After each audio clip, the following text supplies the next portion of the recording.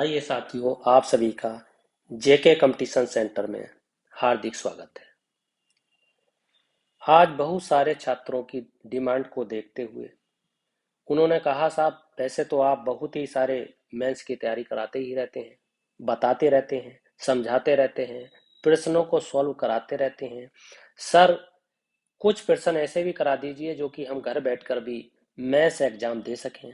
तो UP PCS के mains exam के लिए कुछ प्रश्नों की प्रैक्टिस सेट कराने के लिए आए हैं, जिससे कि आप घर बैठे मैथ्स को बहुत ही अच्छी तरीके से डील कर सकते हैं। इसलिए आज भारतीय संविधान पर आधारित एक प्रश्न को लिया गया है, उसे किस तरीके से लिखना चाहिए, क्योंकि ये प्रश्न बार बार आता है। सर्वोच्च न्यायालय से संबंधित, उच्च न्यायालय से संबंधित प्रश्न बार बार आते रहते हैं। इसलिए साथियों, यदि ये सीरीज आपको पसंद आए तो इसे चैनल को सब्सक्राइब जरूर कर लेना। आइए साथियों, प्रारंभ करते हैं। प्रश्न यदि ये आता है कि उच्चतम न्यायालय के कार्यों की समीक्षा कीजिए, या प्रश्न इस तरीके से आ जाए कि सर्वोच्च न्यायालय के कार्यों की समीक्षा कीजिए, या सर्वोच्च न्यायालय के कार्यों की व्याख्या कीजिए, या सर्वोच्च न्यायालय के कार्यों की आलोचनात्मक व्याख्या कीजिए, समालोचनात्मक व्याख्या कीजिए, या इसका संक्षिप्त विवरण दीजिए, तो उत्तर सबका एक ही होगा। तो इसके लिए क्या करना होगा, ये 200 शब्दों में प्रश्न मांगा है इसका उत्तर लिखने के लिए। तो आपको करना क्या होगा, सबसे पहले आपको पृष्ठभूमि लिखनी होगी। अच्छा, पृष्ठभूमि को एकदम से कैसे लिखेंगे, तो आपको बताना होगा कि जो सर्वोच्च न्यायालय है, इसका जो उल्लेख है वो किस में किया गया है, किस आर्टिकल में किया गया है। तो आपको उल्लेख का जिक्र कर देना है, जैसे 124 में किया गया है, और 124 से लेकर 147 तक किया गया है। और इसका भाग लिख देंगे, इसका भाग 5वां भाग है, भाग 5वां ये लिख देंगे। और पृष्ठभूमि में, प्रस्तावना में लिख सकते हैं कि इसमें जो सर्वोच्च न्यायालय है उसकी स्थापना का उल्लेख है। और क्या लिखेंगे, स्थापना के उसका गठन का उल्लेख है। और क्या लिखेंगे, उसका अधिकारों का उल्लेख है। इस तरीके से लिखेंगे। और इस तरीके से ये प्रस्तावना में अगर इतनी सी बात लिख देते हैं, भूमिका में इतनी सी बात लिख देते हैं, तो नंबर आने की संभावना, जो 10 नंबर का प्रश्न होता है उसमें 7 नंबर, उसमें 8 नंबर आने की संभावना बन जाएगी। 6 नंबर से नीचे आपका उत्तर 6 नंबर से कम आपको नहीं मिलेगा। और यदि 6 नंबर आपके 7 नंबर मिलते हैं तो आप एएम बनने की संभावना आपकी ज्यादा हो जाएगी। आइए आगे और क्या प्रारंभ करेंगे। उच्चतम न्यायालय के कार्यों की जो समीक्षा के लिए प्रारंभिक क्षेत्राधिकार, इसमें जो शामिल किए गए हैं, इसके प्रकार कितने हैं, तो उसको लिया गया है। प्रारंभिक क्षेत्राधिकार है, अपीलीय क्षेत्राधिकार है। अपीलीय क्षेत्र अधिकार के अंतर्गत 4 प्रकार के अधिकार आते हैं, जैसा आपका संवैधानिक क्षेत्राधिकार है, दीवानी क्षेत्राधिकार है, फौजदारी क्षेत्राधिकार है, या विशिष्ट क्षेत्राधिकार है। ये हम लिख लेंगे एकदम से, और उसके बाद में हम उनकी व्याख्या कर देंगे। उससे पहले हम ये देख लेते हैं कि प्रारंभिक क्षेत्राधिकार क्या है। इसका उल्लेख 131 में किया गया है। और आपको क्या लिखना है, ये किसके लिए, इसके लिए केंद्र सरकार या एक राज्य या उन अधिक राज्यों के बीच जो विवाद है, उनके आपसी विवादों से संबंधित कानूनी निर्णय दिए गए हैं, कानूनी कार्रवाई दी गई है, प्रारंभिक क्षेत्राधिकार दिए गए हैं, ये आप इसमें लिख देंगे। और उसके बाद में अपीलीय क्षेत्राधिकार जो 4 प्रकार के हैं, उन्हें हम इस तरीके से लिख लेंगे।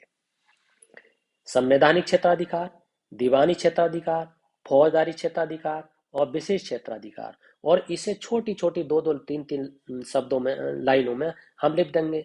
जैसे कि संवैधानिक क्षेत्राधिकार है तो इसका उल्लेख आप लिखेंगे 132 आर्टिकल में किया गया है।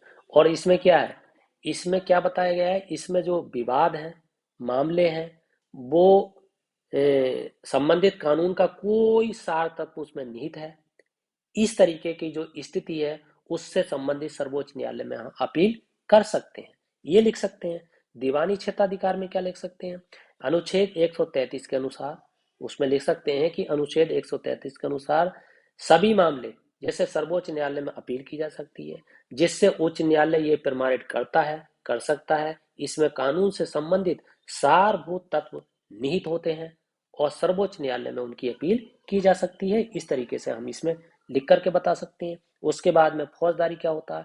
फौजदारी का उल्लेख जो होता है वो आर्टिकल 134 में होता है। उसके अंतर्गत क्या होता है?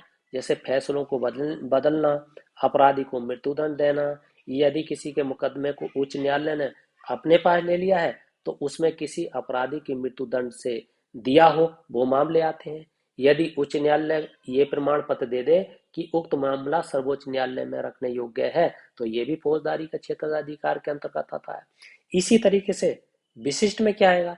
विशिष्ट में आप इसका उल्लेख जो होगा वो आर्टिकल 136 में होगा। और इसमें कौन से मामले होंगे? इसमें मामले वो होंगे, सर्वोच्च न्यायालय भारतीय राज्य व्यवस्था के अंतर्गत सैनिक न्यायालयों को छोड़कर सभी मामले, जैसे निर्णय है, आदेश है, दंड है, इन्हें या तो अस्वीकार कर दिया गया है या अवैध घोषित कर दिया गया है, ये इसमें इसकी मूल भावना का उल्लंघन होगा। इस तरीके से हम इसमें लिख सकते हैं। आइए आगे क्या लिख सकते हैं हम? आगे है परामर्शदात्री क्षेत्राधिकार, यानी पहला प्रारंभिक क्षेत्राधिकार, उसके बाद में अपीलीय क्षेत्राधिकार। अपीलीय क्षेत्राधिकार आपको 4 प्रकार के बताए। उसके बाद में तीसरा आएगा परामर्शदात्री क्षेत्राधिकार। ये क्या होगा? इसका उल्लेख आर्टिकल 143 में किया गया है। और इसमें क्या बताया गया है? इसमें बताया गया है कि जो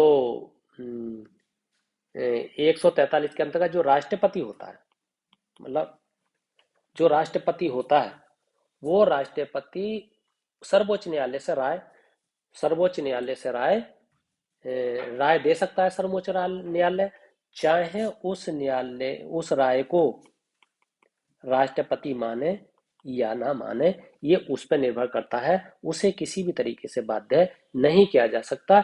ये आपके परामर्शदात्री क्षेत्राधिकार में आता है। केवल ऐसे लिख देना है आपको।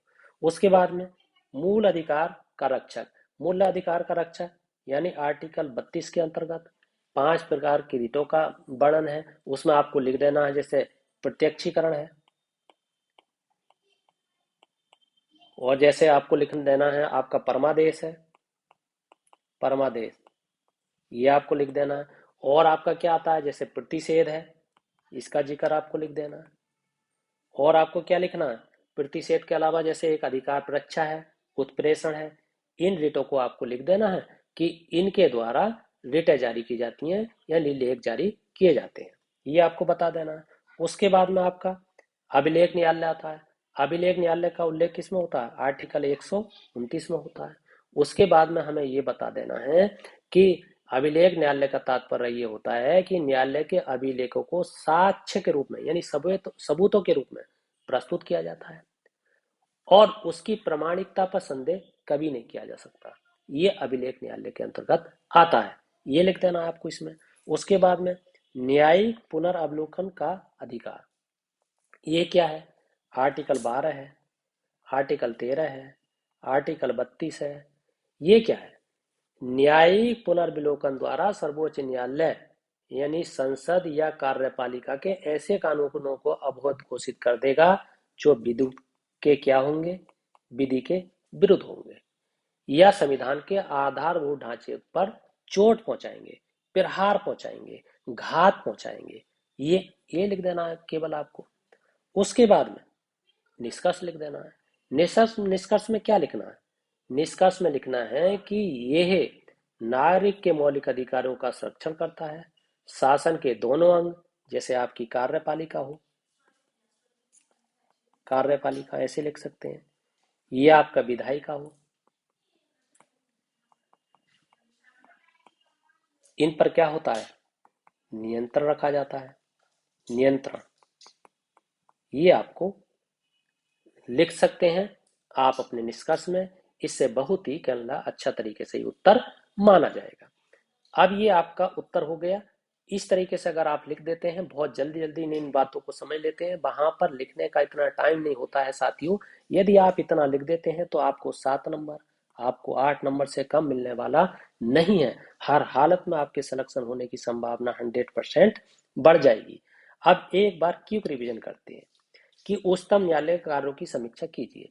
अगर ये आ जाएगा तो हमने क्या पढ़ा अभी पीछे, हमने सबसे पहले ये बताया कि इसका जो उल्लेख है, सर्वोच्च न्यायालय का जो उल्लेख है वो आपका किस में बताया हमने, 124 से लेकर 147 को बताया।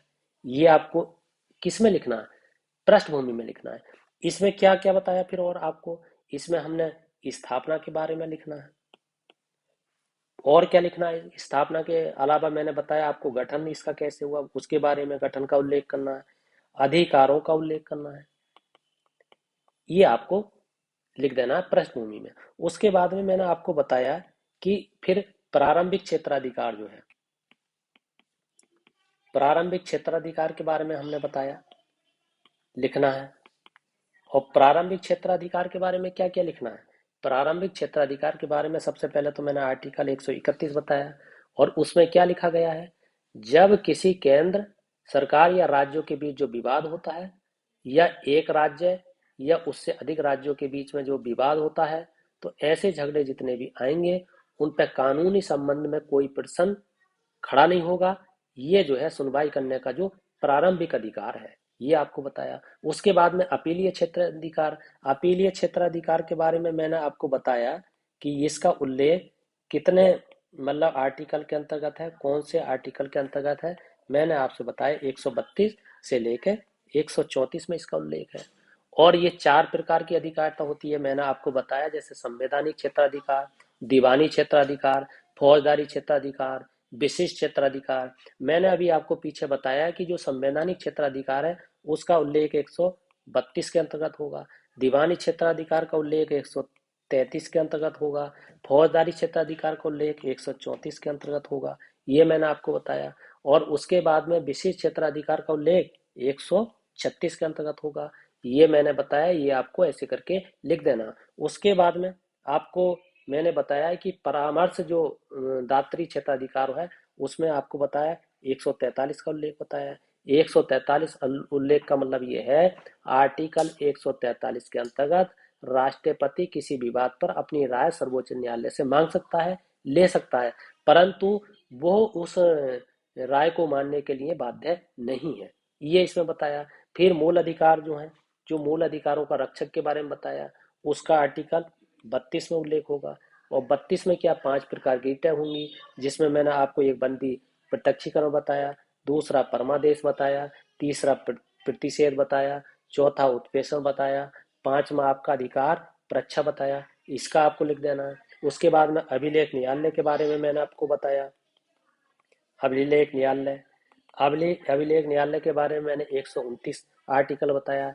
इसके अंतर्गत इसका क्या तात्पर्य है कि न्यायालय के अभिलेखों को साक्षी के रूप में प्रस्तुत किए जाने के बाद उसकी प्रामाणिकता पर संदेह बिल्कुल नहीं कर सकते, ये आपको अभिलेख न्यायालय होता है।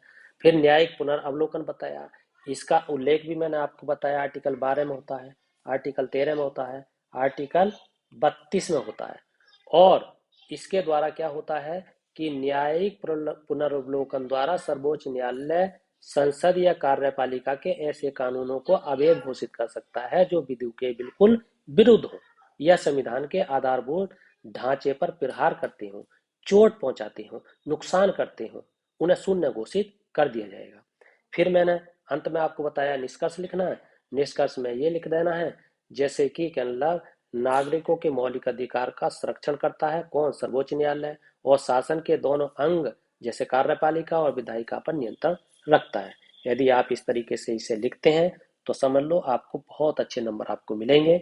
इसलिए साथियों, यदि ये वीडियो पसंद आई है, ये पहल आपको पसंद आई है, तो इस चैनल को सब्सक्राइब कीजिए, शेयर कीजिए, लाइक कीजिए, कमेंट कीजिए, फीडबैक जरूर दीजिए। इसी के साथ आपका बहुत बहुत धन्यवाद।